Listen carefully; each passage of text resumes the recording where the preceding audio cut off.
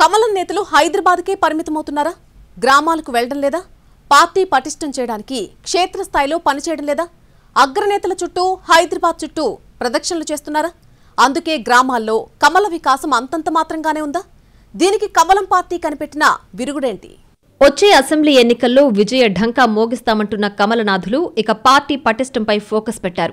ఇప్పటి వరకు జరిగిందంతా ఒక ఎత్తు, ఇక ముందు జరగాల్సింది ఇంకో ఎత్తు అంటూ నేతలకు దిశానిర్దేశం చేస్తున్నారు. మెజారిటీ నేతలందరూ హైదరాబాద్ చుట్టూ తిరుగుతున్నారు. ఇది పార్టీ పటిష్టానికి ఏమాత్రం బెనిఫిట్ కాదు. పార్టీ బలోపేతం కావాలంటే నేతలు హైదరాబాద్ వదలాల్సిందే అంటున్నారు. నగరం వదిలి గ్రామాల్లోకి వెళ్లండి, పార్టీ కోసం పనిచేయండి. ఇవి కొత్త టీంకి ఆ పార్టీ చీఫ్ ఇచ్చిన స్పష్టమైన ఆదేశాలు. పార్టీ లైన్ దాటొద్దు, మీడియా ముందు ఇష్టం వచ్చినట్లు మాట్లాడొద్దు, టీమ్ స్పిరిట్తో వర్క్ చేయాలి అని తేల్చి చెప్పారు.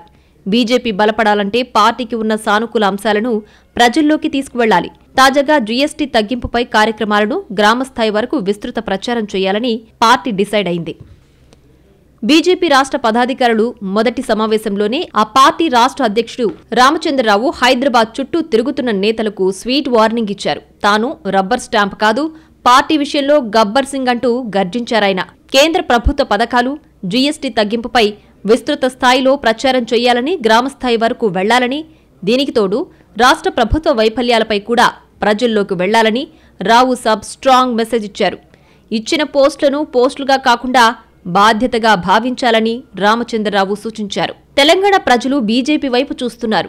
ఈ సమయంలో అత్యంత అప్రమత్తంగా పార్టీని ముందుకు నడిపించాలని, ఇదే క్రమంలో కాంగ్రెస్, బీఆర్ఎస్ వైఫల్యాల్ని ఎండగట్టాలని పిలుపునిచ్చారు రామచంద్రరావు. ప్రజలను మోసం చేసిన కాంగ్రెస్ తీరును ప్రజలకు వివరించాలన్నారు.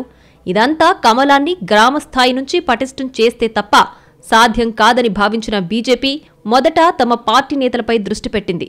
సిటీని వదలని లీడర్లకు భవిష్యత్తులో షాక్ తప్పదనే వార్నింగ్ కూడా ఇచ్చారు. కమలం పార్టీ కొత్త ఎక్సర్సైజ్ ఏ మేరకు సక్సెస్ అవుతుందో చూడాలి.